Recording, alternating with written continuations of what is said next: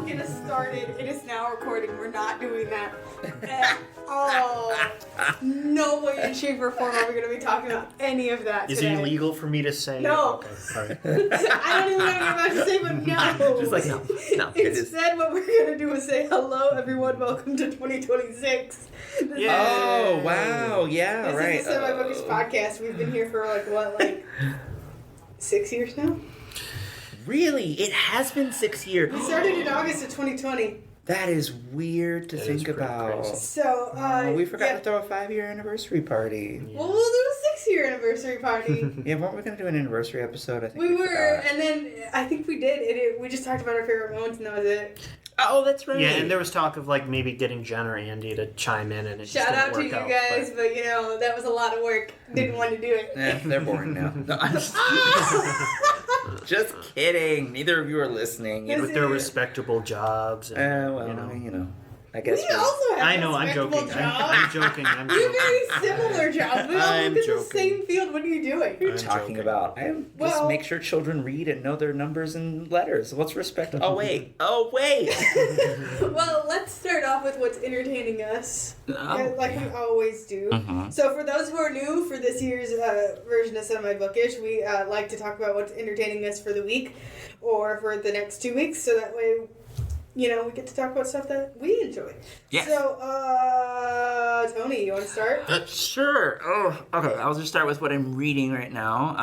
I am currently reading Moby Dick by Mr. Melville, and I'm also reading The Scarlet Letter by his less impressive Nathaniel Hawthorne. Every time I read Hawthorne, I'm a little annoyed that we still remember his name, and I can take solace in the fact that most people don't read him anymore. Who? Nathaniel Hawthorne. He's all right. What did he write? The Scarlet Letter. Oh, yeah, no, I never read it, actually. Which is what I'm reading. Part of the problem with Nathaniel Hawthorne is I read Goodman Brown finally and was so angry at the way he ended that story because he just sort of comes in like he always does and basically tells you, and this is what the story is, and here's the moral, and you're like, sir, put down the Aesop's fables. Stop it. It really annoys me. And I'm sure that makes Moby Dick all the more of a contrast. Yes, because I have not read all of Moby Dick. I've only read the first chapter, but I have a strong feeling that Mr. Melville is not going to disappoint me by coming in and trying to tell me what it's about. He's just going to leave the symbols up to me. Yeah. Although his symbols are nakedly obvious. Anybody who looks at Moby Dick and is like, look at all the symbols, is like, yeah, go read about 12 classics like the Bible and Greek literature and, some Romans, and you'll know everything you need to know about what's going on in Moby Dick. Anyway, so there's that. But I'm only one chapter in, so it could change. And then a third book that I'm reading right now is The Adventures of Huckleberry Finn by You're just really Mark classing it Twain. up today. Yes, because my goals for 2026 and probably 2027 as a reader is the Library of America, which is one of those cool, canonizing publishers that basically looks at all of a national literature and goes, we're going to create a canon, basically. So they've been doing this for a while, and they have 339 volumes under their belts. And when I say they are looking at a canon, they're looking at, they usually go by author, but they also have groups so they have best Broadway musicals, not best, but Broadway musicals from a certain time period or whatever. So they have musicals, plays, poems, short fiction, novels, anything that anyone wrote, basically political writings from different presidents, diaries. Yeah, they have a whole, 339 volumes is a lot of time, a lot of writing, and they span the whole, range of American lit as it is defined. And I want to know American lit much better than I do by actually reading American lit. So that's my goal this year, and Library of America is helping me with that because they've already done all the work. So this year I'm focusing on novels, only on novels. I'm going to do my best to try and read them according to at least time period. So I'm starting with the 19th century guys first. So right now, like I said, I'm reading Melville, Twain, and Hawthorne, who are sort of the big three of that time. But I have in the queue Harriet Beecher Stowe, William Wells Brown, who's the first African-American to publish a novel, and And interestingly enough, it's called Clotel or the President's Daughter, which kind of, predates. No, it doesn't predate. It's sort of taking on the Thomas Jefferson had a child with his slave, which they all did, but this one was a special child who... Anyway, the whole point is I'm reading all of those, and so that's why I'm reading those 3 classics. My gaming... Well, I'll tell you what I'm excited to play. No! Because it's a topic that we're going to talk about later. I won't tell you what I'm excited to play yet, but there are 2 games I'm excited to play, but I haven't started yet, and I have both of them purchased, and I will download them and play them soon and tell you what I think about them in the weeks to come. But I'm currently just playing through Jedi Survivor again because I'm always doing that because it's me.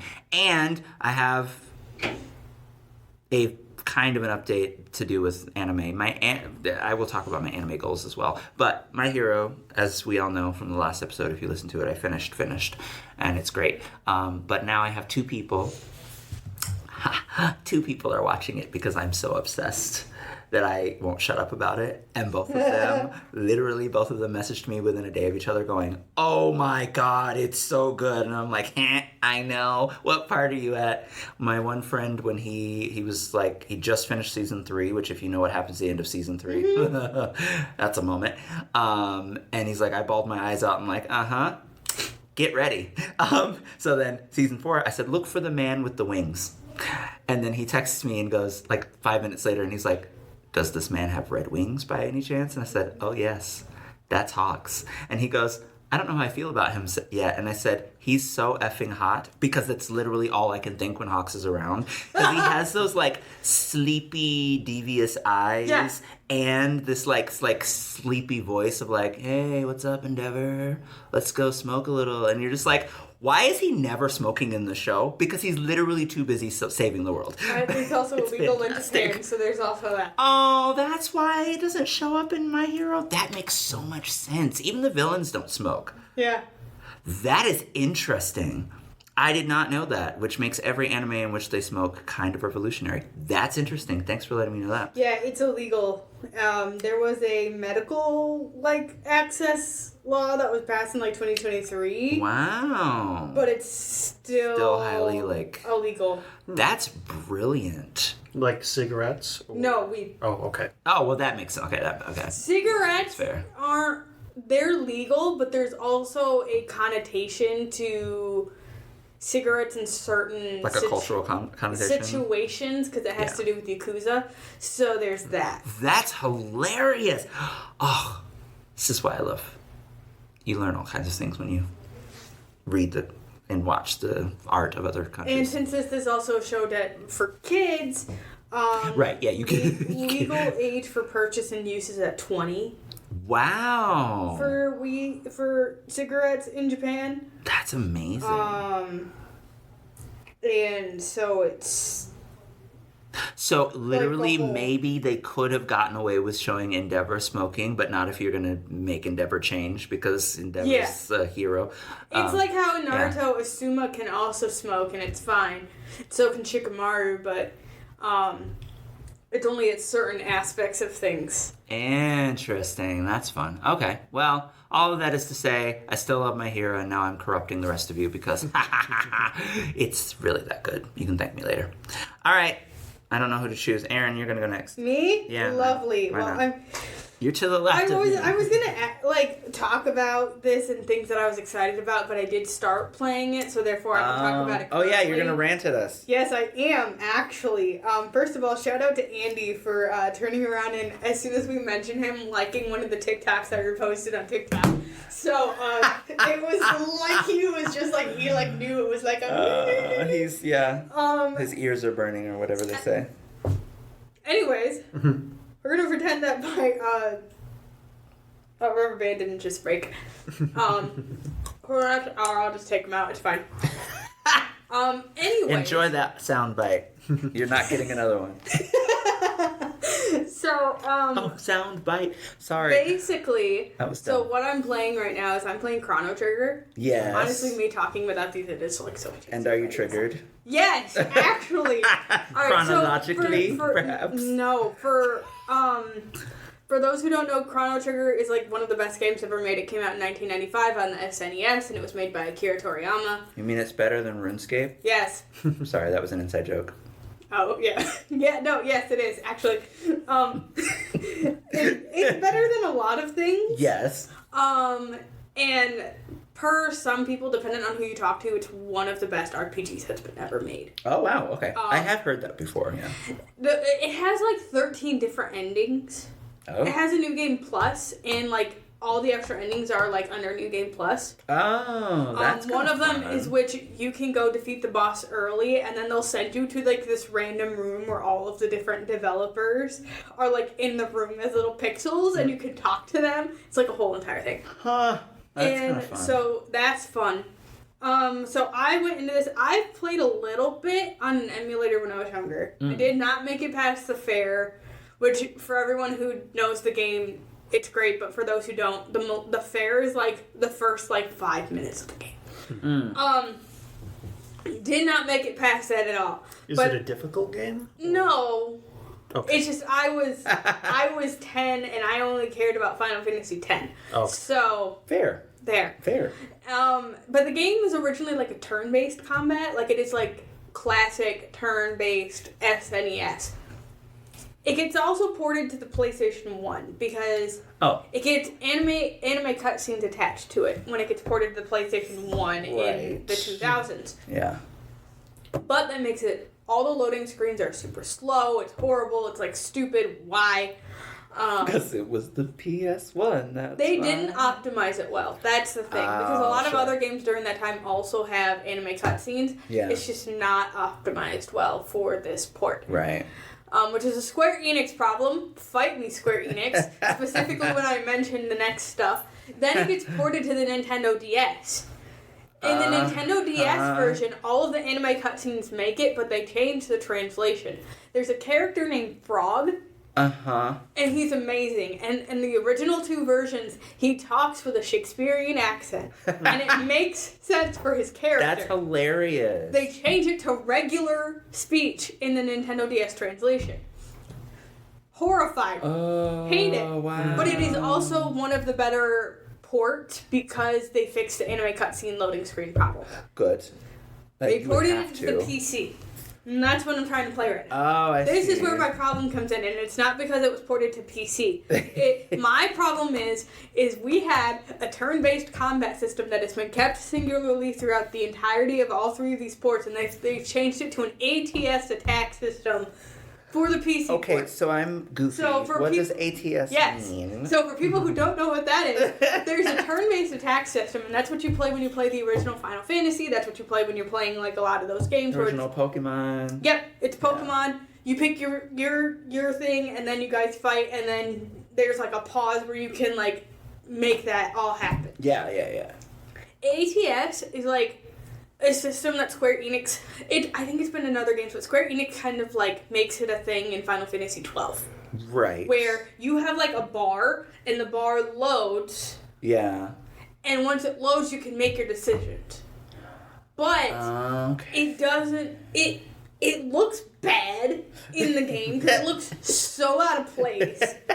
Like, does the system work? Yes. But does it look out of place for what they did and what they did like pixel smoothing, and that also looks horrible. But like it just doesn't horrible. It doesn't work well because the other monsters can attack you during that time, and if you don't pick the weight version of things, those monsters can just attack you non-stop. So if you have multiple monsters attacking you, you can't, like, you're overstimulated. You can't make decisions. It's the whole entire thing.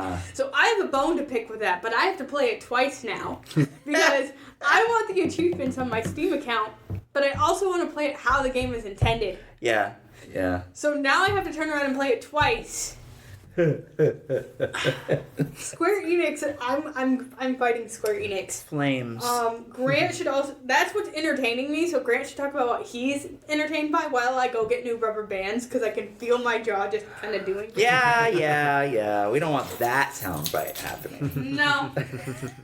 Alright, so what are you reading, watching, playing? What are the things? Well, playing-wise, I've been playing, like, nothing but Vampire Survivors for the past 2 2 weeks. Oh, wait, describe this. I don't know what this is. Yeah, so Vampire Survivors is a highly addictive... Evidenced by 2 weeks of playing it. Yeah. I guess you could call it a roguelike. It's basically a bullet hell game where you slowly become the bullet hell yourself. What is a bullet hell?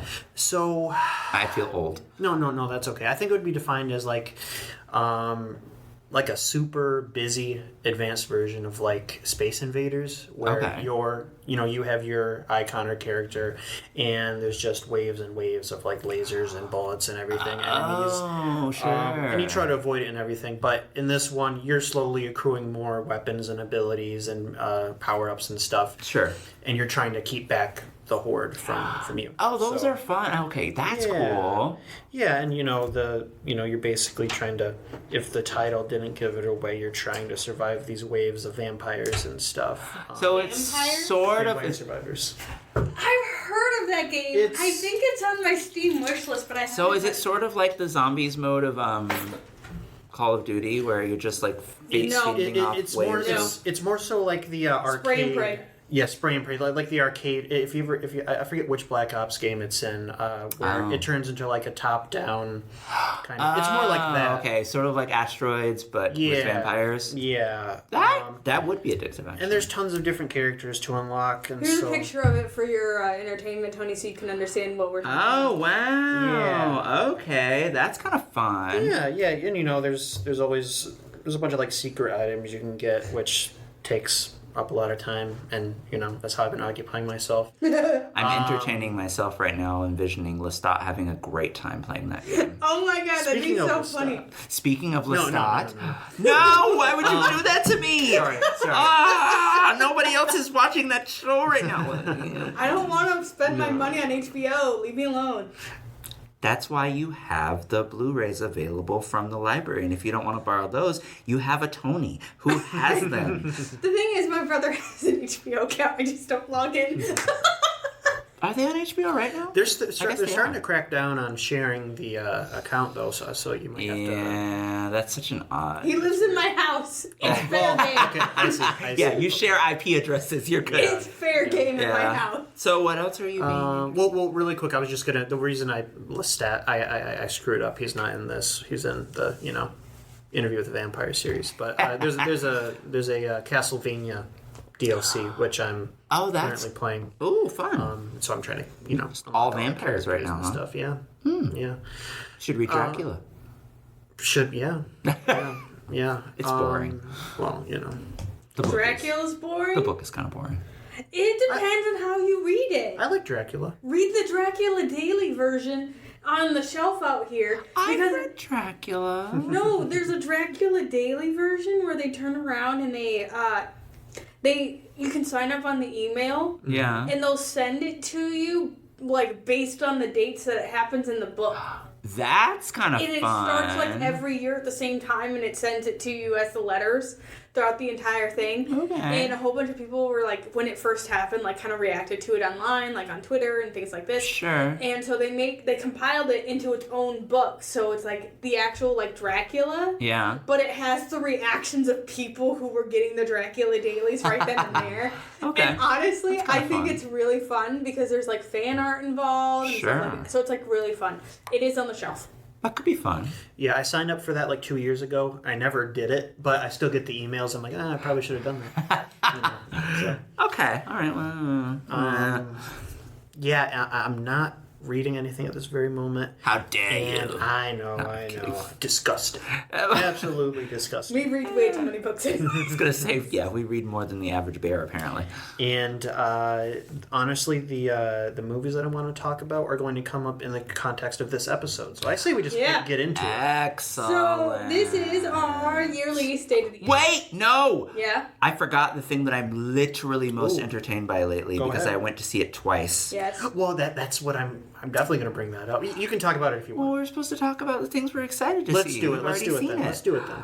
Marty Supreme Yeah? is so good. You both saw it together. It's so... Twice. Yep. Twice? Literally we were walking out of the theater the first time and I said, we're coming back to this, right? And he's like, wait, we are? I said, yes. I am making us come back to this. So literally a week after that, we came back. I mean, I'm not arguing. It was so. It's like I get to watch movies. I'm fine. Exactly. But it was really. It's the kind of movie that you will be glad you see it twice. Like even if you don't watch it. I mean, as soon as it comes out, I'm watching it probably every day for a week or something. I don't know, but it's probably my favorite movie of 2025 that I've seen so far.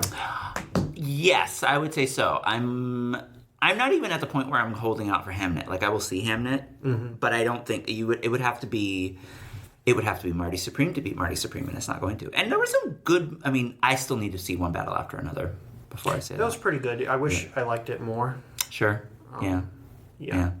So anyway, now we can get into the... Sorry, I had to interrupt for Marty Supreme because Supreme... I'll talk about it more. So. Yeah, he's Supreme. So this is our year of the ish. This is 2026, where we talk about our favorite... state of the ish? Yes. Words are hard. Words are hard, sorry. We talk about stuff that we liked from last year, what we're excited for this year. That's okay. Sorry. You can talk about... I bit the bullet. You can talk about what we like further and stuff like that. That's true, we can. Yes. So I don't know where to start. My brain is just kind of like. Ooh. Well, let's start with our favorite things that came out last year. Last year. Whether it be books or whatever, or. God. Yeah, I did not. Nothing I read is current. I know. That's the same. Nothing I play is current. I don't think I read a single book that came out last year. Well, I started 2 books that came out last year. Both of whom I'm excited to continue to read, but both of which I didn't read all the way through for reasons. So I started The Emperor of Small... Is it The Emperor of Small Things? I think so. Yeah, by Ocean Vuong, which was his second... It's not Small Things. I'm thinking of The God of Small Things, which is that Arundhati Roy book, but it's The Emperor I do have one thing that I did. Oh my goodness. Gladness! That's what it's called. The Emperor of Gladness, which is a much better title than what I just said. Especially since the kid, or the character lives in Gladness somewhere. It's a town called Gladness. East Gladness, Connecticut. Yeah. Okay. So I started The Emperor of Gladness, and I also started, which was by Ocean Vuong. He is... one of my 2 very favorite contemporary writers at the moment. The other being Brenton Taylor, whose 2025 novel I also started, called Minor Black Figures. Both of them good, well written. I have not, like I said, I haven't read them all the way through, and the reason that I didn't read them all the way through is because I really think modern fiction is in a workshop crisis. I can feel the writers having workshop arguments underneath the fiction, which is forcing all of their choices. And so the fiction feels, the energy of the fiction feels very,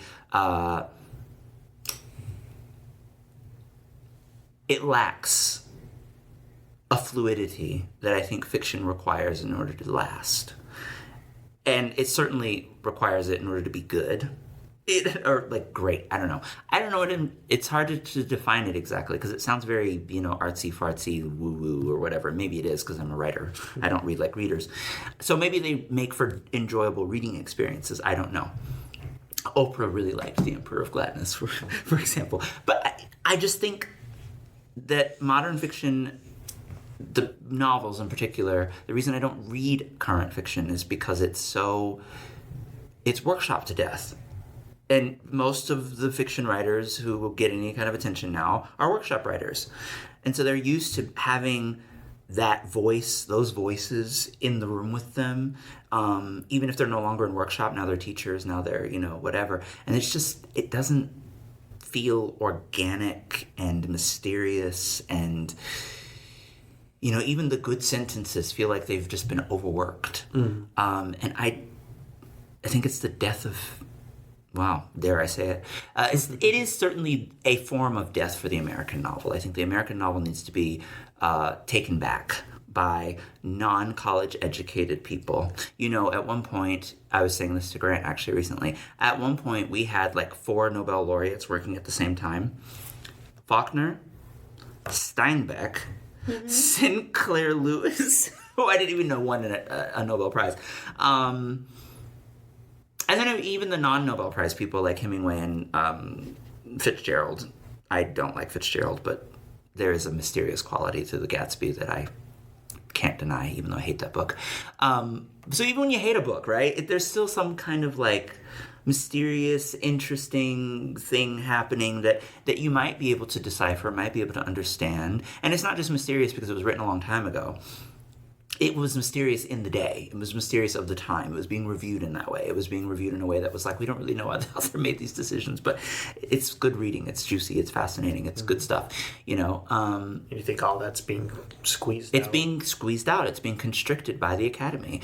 We have had 25 years of, and really, I mean, if you look further back, in the 80s was the form of I think the Mitford Writers Workshop was, I think, a child of the 80s. It might have been the 70s. But the point is, we've had that much time to where we've had people in writing classes being told, you can be a writer too. All you have to do is stop doing that, or all you have to do is start doing this, or all you have to do is, you know, and these high-level, highly educated, well-read people don't write like the people they're reading. They write like they're writing teachers. And you can feel them. And they all read the same. There's no distinguishing factor between them except one person's characters are black. Why? Because the author's black. One person's characters that's are. That's actually part of the reason why I was kind of like disappointed in some of the books that came out this year, because I'm like, all of these just read the same. They sound the same. It's like that with a lot of things, and so that's why I've been sticking more to the video game aspect of things. That's why I read a bunch of comic books last year. Yeah. Because, you know, there's a distinguishable difference between a One Piece comic and a Batman comic. Yeah. And part of that's because they were created in different nations, but that helps. Even the book covers are becoming more and more homogenous. Like, no, it's like that all the time. It's been like that for the past 10 years now. It's either the super simplistic, sometimes hand drawn, sometimes AI, like romance books that you see, or just the minimalistic color title in big letters. And I literally and some saw a totemistic thing where you're like, what is that totemistic thing? What does that have to do with the title of the book? And then you still don't know. I literally just saw a picture. It was probably on Reddit or something, and it was just like a shelf at a bookstore with a bunch of face-out, you know, new fiction books, and they all look the same. They all look the same. You can't tell them apart.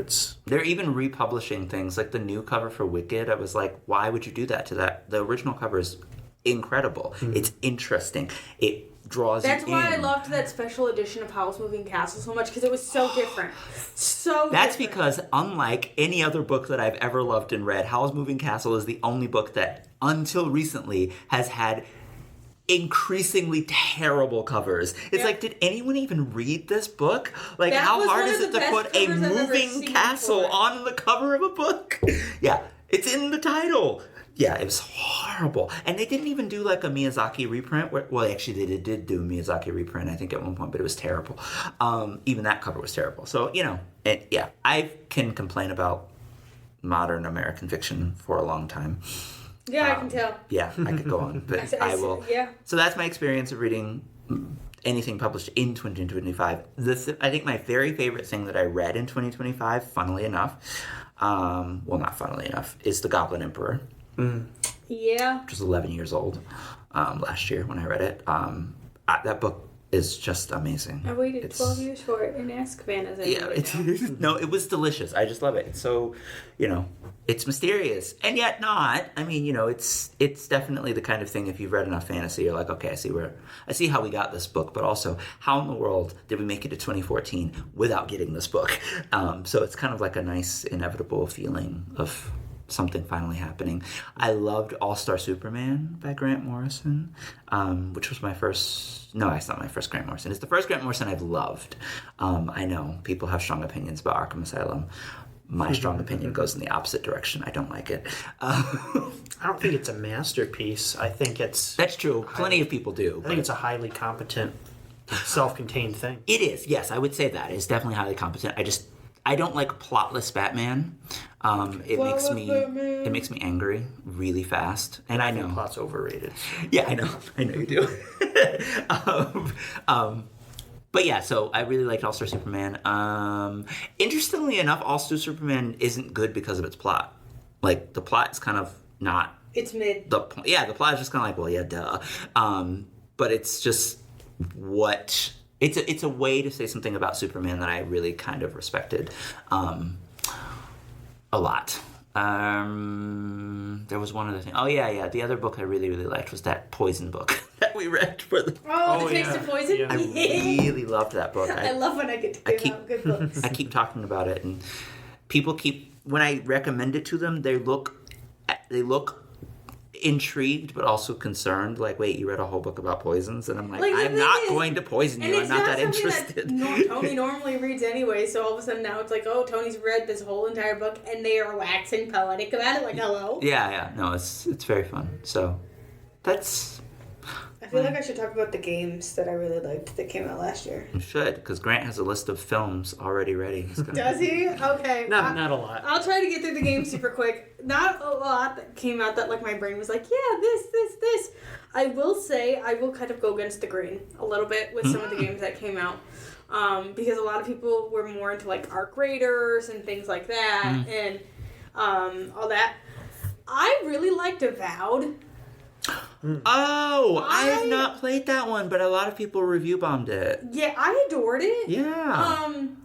And that's also because I went in not wanting, like, a lot of people were like, oh yeah, we're getting this new RPG and it's gonna be amazing, like, and then you didn't buy the hype, basically. I didn't care. Like, for me, I was like, this looks cool. I liked the way that the combat looks. Yeah.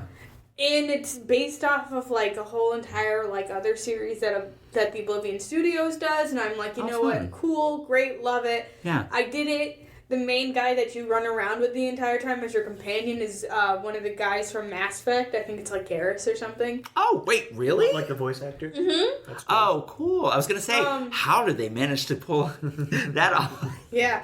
So he's there. Loved him. I will say other games I really liked that I enjoyed this year. The Oblivion remake came out last year. That's right. Adored that. That was a lot of fun. Yeah. Other games that came out, The Outer Worlds 2 came out. Oh, yeah. And that also kind of got a little bit of like a mixed reaction. But like that's also because it's a sequel. But as somebody who liked the first one, I like the second one. Yeah. Do you feel like it expanded in a good way? Okay.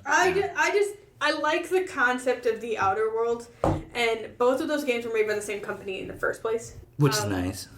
Because that doesn't No, I'm anymore. talking about The Outer Worlds and Of Outer, both made by Oblivion. Okay. Which both made out Fallout New Vegas and stuff. Gotcha. Okay. And Yeah. I understand, like, the way that it, like, the company does a lot of their stuff. They try not to really focus on the romance aspect of things. So, unlike Baldur's Gate 3, I hear. don't even get me started. I've not played it, so I don't know. I like it, but like sometimes I'm like, this is a dating simulator. Anyways. In a D&D hellscape. Yeah, pretty much. That's all it is. Granted, that's Larian's like MO. Oh, sure. Because Divinity Original Sin 2, if you play that. Sure. It's the exact same thing, but honestly, controversial opinion, Divinity Original Sin 2 is better than Baldur's Gate 3. Yeah. I mean, I know it's pretty acclaimed, but... Divinity? Yeah. And Didn't BG3 win Game of the Year? What was yes. it? Yeah, it did win Game of the Year, yeah. I think it also I'm won the going Hugo. to stand by that, and as much as people are going to try to convince me otherwise or try to, like, fight about it, I literally do not care about their opinion. I like Divinity Original Sin 2 better than Baldur's Gate 3. Sure. Reason being is I like the way that the story is done because it's not focusing specifically on...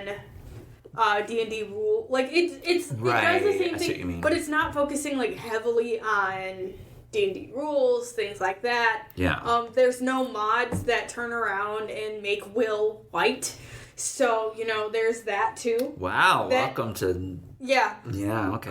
That's an actual like legit Baldur's Gate mod. I'm not even kidding, and I turned off the game and I was like, I'm not even no.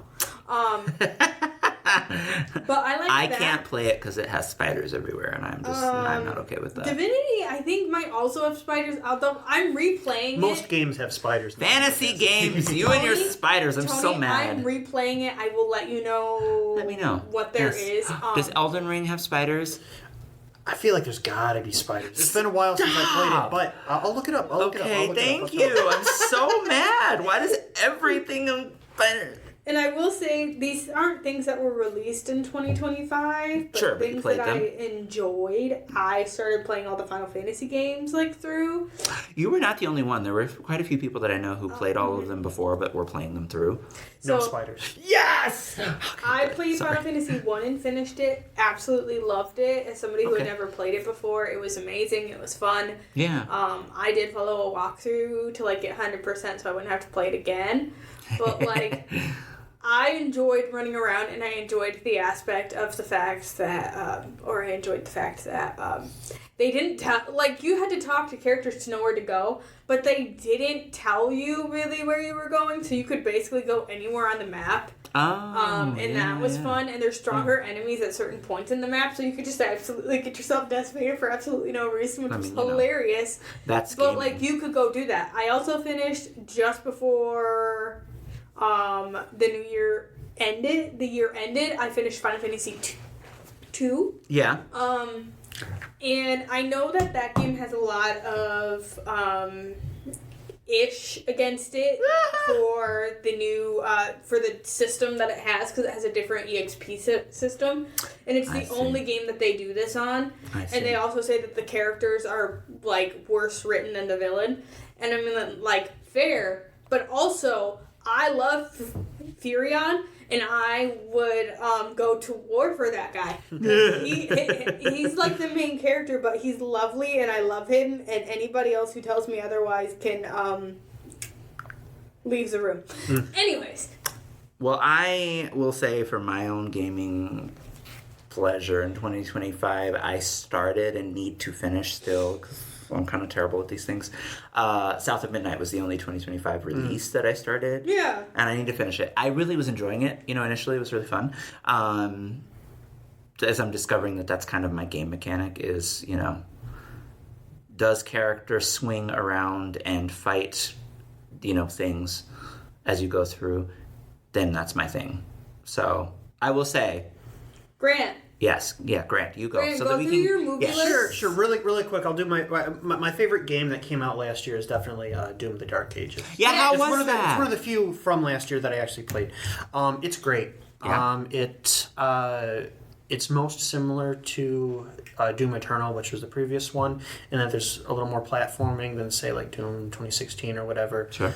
I love the new weapons that were added. I love the world. I'm crazy about medieval stuff in general. So it was kind of a take my money type situation as soon as it was announced. Yeah. I love the block system because you have a shield and stuff, and you can use that for combos and all sorts of interesting stuff. Just a really well made FPS, whatever you want to call it. Yeah. I still prefer Doom Eternal. It's probably my favorite Doom game. Period. Okay. But a great addition to the series. Nice. But as far as movies that I've seen this year, Sinners is overrated. I got it out. Sinners is good. It is overrated. No, you're right. No, what you just said. Yes, it is good, but yes, it is overrated. It's a solid vampire movie. Yeah. I'm definitely let down by the two endings, neither of which really. Which is why it's overrated, I think. Yeah. Yeah, I just don't know why he couldn't land it. I don't know, but still a quality movie. Mm-hmm. History of Sound was pretty good. I love that movie. I'd say that's an above average romance, whatever you'd want to call it. Yeah. Yeah. Call it chronicle. Sure. Yeah. It's yeah. It's hard to call it a romance when they don't actually spend much time on love. That's true. It's more like I guess a romantic tragedy, maybe. Tragedy, yeah, because the actual relationship doesn't take up that much, and it's more so about the after effects of it on one character. Yeah, which I think is a beautiful way of telling that kind of story, and the music is just. The music is great. I love the ending. I love the ending. When you go forward in time. I won't spoil it for the listeners, but so painful. It's very poignant. Yeah. Poignant, yes. Weapons was definitely good. That's one that I would say is overrated a little bit. Similar to Sinners, it's a very solid horror movie. Yeah. Above average. Feels like a Stephen King book in a lot of ways. I just feel like it's not the next best thing, as some people are claiming. It's definitely a step up from the director's last movie, which was Barbarian, which I liked fine enough. Yeah. See, I think Sinners is a step down from that director's last movie, but everyone disagrees with me on Wakanda Forever. They're all wrong, but I need to see it still. So it's brilliant, it's beautiful, it's wonderful. Yeah. No notes. Now the heavy hitters for this year, the big three that I've really enjoyed. Okay. Begonia is one, and you saw that. I loved Begonia. Yes. I almost swore. It's so flipping weird. It is, and it's Yorgos Lanthimos' most normal movie, which I found. Yeah, when Jesse and Grant said that to me, I was like, "What?" Okay. Yeah. I think it. Like a lot of stuff this year, I think it tried to tackle. The zeitgeist, the current zeitgeist, and it did it in its own sci-fi thriller, way. It actually was similar to like a Stephen King story, like one of his short stories. It kind of had that. It felt like Misery in some parts. It did actually. If you've seen the trailer, you can probably guess why. That's a good. Yeah. Yeah. It's. I didn't realize when I watched it, but it is a remake of a I want to say, South Korean movie called Save the Green Planet. That's interesting. And I feel like there was more of an environmental message in that, whereas in this one there's more of kind of a societal thing, kind of trying to tackle the division in America and stuff. Yeah. The Jung Joon-ho. Yeah, that's movie. Interesting. Okay. Yeah.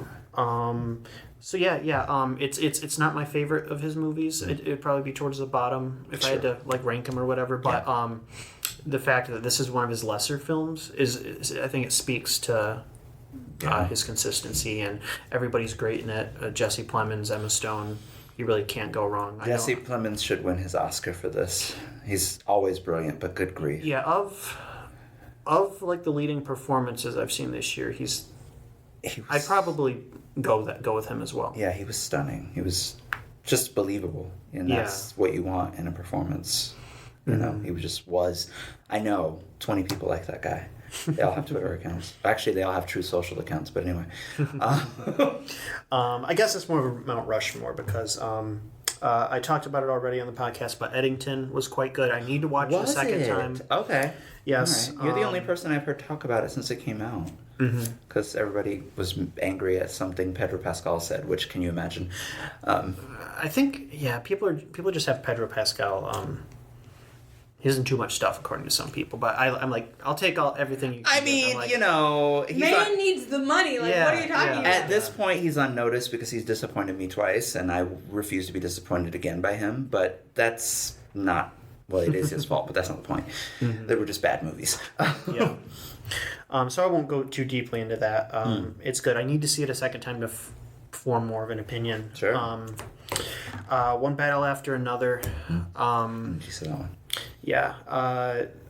It's probably the front runner as far as the Oscars are concerned. Yeah, it's getting a lot. I'm pretty sure it won Best Picture at the Critics Awards that just happened. It did, I think, yeah.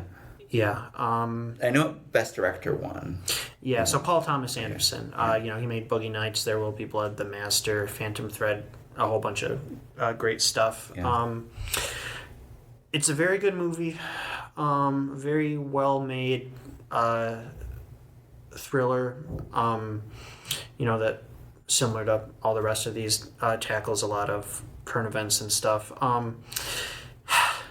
I feel like it's missing something. I feel like PTA kind of compromised in some respects in order to make a more widely accessible film, especially compared to his last few. I think that is probably the unifying stroke of the movies that I saw in 2025 that were busy focusing on the times we live in some aspect, even if they were set in history like Sinners. There's still that urgency of making sure that your audience knew that we were in the modern time that we're in and that we're living through it and we're not just making movies, Yeah.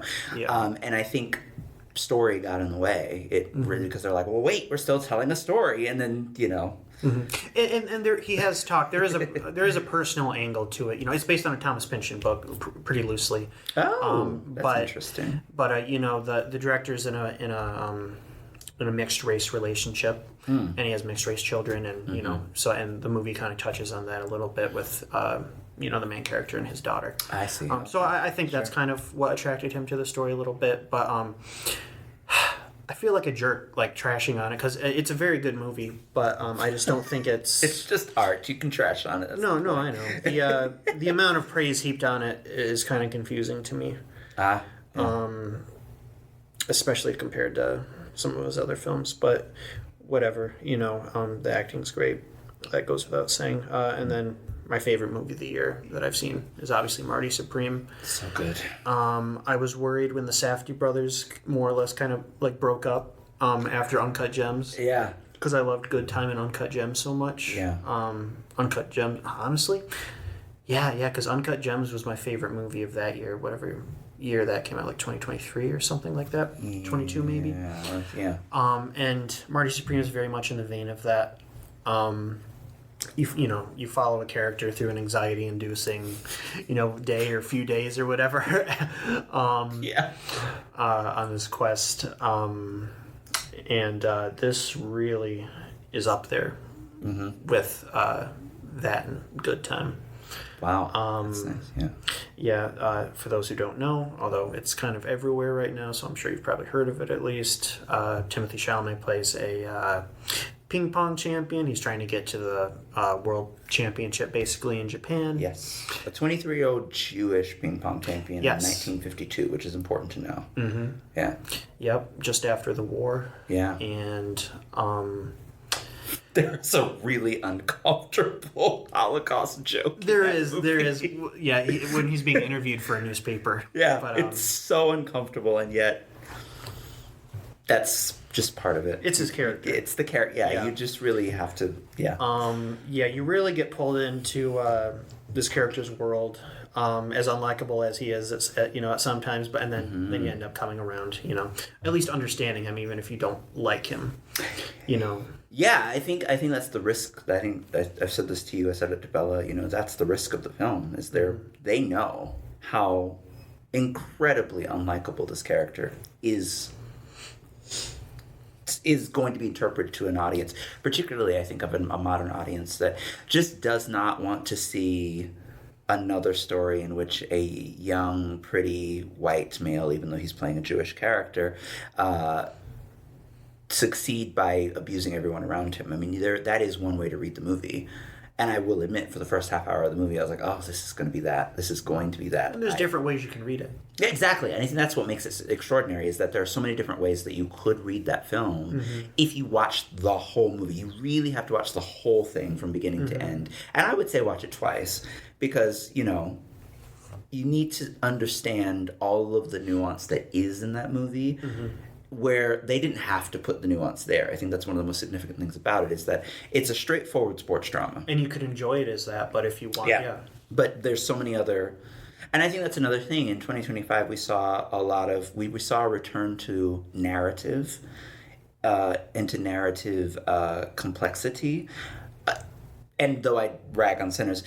It's a straightforward horror film. It's what it's supposed to be. And yet, on the other end, there are some moments of complexity in there that are quite beautiful. And then in the end, I think that complexity got dumbed down because he's like, oh crap, I have to end this. Yeah. And how do you end a classic horror film? This way. And it's like, well, yeah, but wait, what? Like, that's all you could think of? Like, you just hung a classic horror ending on this thing that is kind of not really a classic horror film? I don't understand why you would do that, you know? Yeah, but Marty Supreme, wonderful movie, very fun. You can, like I said, you can watch it just, you know, for the adventure, or you can watch it for, you know, just to ruminate on or whatever. Or you can watch it for Timothée Chalamet getting spanked in that one scene. Yes, by the guy from Shark Tank. It's something I never knew I needed, and yet here we are. Sadly enough, you don't watch the movie for Gwyneth Paltrow. I think she was very mid, performance-wise. She did her thing. Yeah, I think she phoned it in. So what are you guys actually excited about for this year? Oh, right. We haven't gotten to that part. Oh, gosh. What am I excited about for this year? What's even coming out next year? You mean this year? This year, yeah. 2026? Yeah. All right. Well, I will say my two games that I'm excited to play, even though they are not new, and that's probably why I'm excited about playing them. I'm so excited to play The Binding of Isaac. because I've never played it. It's great. I had a roommate who played it a lot. He was my very first roommate, actually, in my life, in my adult life. And he played it a lot, and he really loved it. And I've always wanted to play it because of that. So there's that. The other game that I'm going to attempt to play through is Elden Ring. I think I'm ready now. I'm going to play it on the easiest setting. I never beat it, so you're going to have to beat it for me. Yeah, I just feel like a game can be really fun. I will probably play Hogwarts Legacy again this year just because I had so much fun playing it the first time around. It was just it's a really fun, absorbing game. And I think, I think you've all heard me preach this sermon before. Games should be fun. Also, I bought a Lara Croft game, like one of the more recent ones. Mm-hmm. And I'm coming out with a new so Tomb Raider excited. game, by the way. Yeah, I'm so excited to play it just because I've realized, I like games where you can basically be Cal Kestis, but in another form. So I'm going to play that. I think I also want to play Uncharted 4, just because I refuse to try and watch that movie again. It was horrible. How many are in the original series? 4 or 5? Which series are we talking about? Uncharted. I have no idea. You said Uncharted, right? Yeah. Okay. Uncharted Okay. 4, I think, is the most recent one. So I think I was just talking with my friend, and they said the most recent one is their favorite. Oh, okay. Yeah, I think that one's. Yeah, I keep seeing clips on it, and I'm like, oh, that looks like something I would like playing. Mm-hmm. Swinging into pools of water in ancient locales and things like that. Yeah, there's actually quite a few movies coming out next year that I'm excited. I know what for. I'm excited. You mean this for. year? This year, yeah. It's hard to. It's only the 6th day. Grant hasn't woken up in 2026 yet. So what are you excited for? I don't remember. Yeah, I don't know anything this year. Oh. we have Werewolf or Werewolf, however you want to pronounce it. Oh. Werewolf, Okay. From the director of Nosferatu and The Witch and everything, Robert Eggers. Oh. So I'm definitely excited for that. Dune Part 3. Is that this year? Yep, which I don't know why they didn't just call it Dune Messiah, but whatever. Well, it has to be a trilogy, of course. Here's hoping that it makes eons more than that Blue People trilogy that we're not going to talk about. Yeah. I just hope they have the courage to put By Jazz in there, which means nothing to you too. Yeah, there's nothing. Yeah. We'll see. All right. Yeah. There's also Project Hail Mary. The adaptation of the book is coming out. I haven't read the book, but people seem to like it. Yeah, I've heard that. I read it for book club. It wasn't that bad. Okay. I've heard it's pretty Could good. be Yeah, better. I've not read it. Okay. I think it's Coyote versus Acme. That was a movie that was supposed to come out last year or 2 years ago, but it was shelved as a tax write-off. Really? Yeah, it's like a live-action Looney Tunes movie where the Coyote takes the Acme Corporation to court because none of their stuff works, which sounds like a hilarious. That sounds rather Looney Tunes, actually. Yeah. And I think the biggest one is probably The Odyssey. Oh, that's right. That is coming out. I can't wait. First of all, it's new Christopher Nolan. It's post-Oppenheimer Christopher Nolan, and it's Christopher Nolan taking on a film classic that hasn't been re-filmed, I think, since the Vanessa, what's her name? Not Carlton. Hudgens? Not Hudgens, no. Is it like the bad... The Black Vanessa. It's like the bad... Is that like the bad Sci-Fi Channel version of the Odyssey? I think so, but it's so good. I love that, because it's the Odyssey. It's supposed to be ridiculous. The monsters are supposed to... I mean, there's heart to it, whatever, but people overplay the Odyssey all the time, and it's just come on. Vanessa Williams! Oh my gosh, take my black card away. I love that little... I guess it's a miniseries, whatever. And my mind is blown by the discourse around the Odyssey online right now. Because people take it too seriously. Yeah. They think Percy Jackson invented Greek mythology, and it's no, Percy Jackson is a reinvention of Greek mythology, people. Yeah. Grow up. And Nolan has said he is specifically making like a sword and sandals adventure movie updated to modern times, so he's not going for realism. People are arguing about the costumes. Well, if he was going for realism, he wouldn't cast a whole bunch of white people as Greek people. Exactly. Well, if they used legit and accurate Greek costumes, it'd be pretty wonky. It would be a Ridley Scott movie. I don't know. You two Google what they look like, and then understand how funny it would be for Odysseus or who was it? Matt Damon. Matt Damon to be running around wearing that. The big old exactly. No, it would have been ridiculous. So what games are you looking forward to? Yeah, actually, I want to know what games you're going to... All right, so first of all, in May, Lego Batman's doing Legacy of the Dark Knight. Oh, yeah. That's in May? Pretty soon. I also... There's also this year the game that's coming out that I'm really excited about, and I know no one's going to care as much as I do, but the My Hero fight game, but it's taking place in season 8. That comes out, I think, in February. February? I'm already screaming. I'm gonna die. Also, we'll see how this actually happens, but supposedly November 19th, GTA 6 is supposed to happen. Supposedly. I mean, GTA 5 is one of my favorite games of all time. So I'm excited for, personally, one of my favorite games that does use D&D rules that is not, Baldur's Gate adjacent. Get out of my face. Is Solasta. Solasta 2 is coming out, and I'm really excited to see what they're going to go with it, because it's a CRPG, like, point and click, like tactical fun. Okay. kind of thing, kind of like Divinity. Yeah. I'm super excited for that. Resident Evil 9 comes out too this year in February. That's fun. Okay. Aren't they bringing back one of the Leon's coming back, and I'm so happy. Anyways, nice. I have a love for him. Other games that I'm excited about is they're doing a Dragon Quest VII redo. That's going to be a PC port. I'm super excited. Isn't the Fable Anniversary Edition coming out this year? Or a remake or something? It got booted to 2026. We don't know when they're booting it out, though. I'm excited for them. I would be if they got it together. And then, personally, what I'm excited for is I started Chrono Trigger. I really want to play Chrono Cross and finish both of those so I can have them, like, together. Yeah. And then continue my Final Fantasy, like, redo journey. Yes. I also really want to get into the Yeast series. So we'll see how well that goes for me, because I already bought all of them, like, ages ago on a Steam sale. So I just gotta actually put them in order. And then I want to replay Tales of Symphonia and Tales of one of the other few Tales games. Yeah. This year, my goal is for context, I have over 300 games in my Steam library.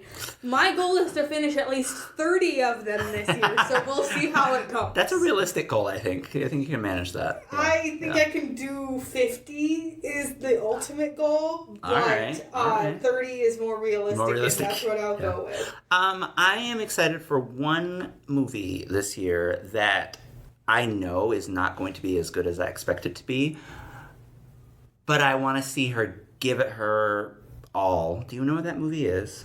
It is finally happening. The Magician's Nephew adaptation. November 23rd.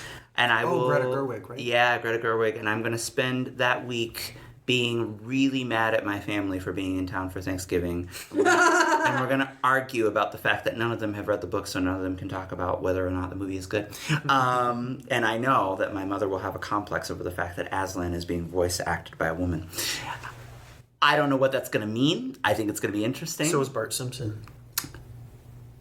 My mind just was blown, and that should be the way we Did you not know that Bart was voiced by a woman? I didn't. So I'm Timmy still... Timmy Turner is voiced by a woman. Yeah. Okay, I'm still not over the fact that Junior Asparagus was voiced by the wife of Phil Vischer. Like, Tara Strong exists, guys. I love Tara Strong. Okay, well, never mind. All is forgiven. There's also the fact that, a lot of... your favorite characters, I think... There's one other thing coming out this year that I'm super excited about. Sorry. Live action book 2, forgive me, Earth of Avatar, The Last Airbender. Oh, did you like the live action? I absolutely loved it. I think it improved upon the animated in so many ways. We're going to start a new episode. It is a bold claim. I'm ending this right here. Okay. We'll have this.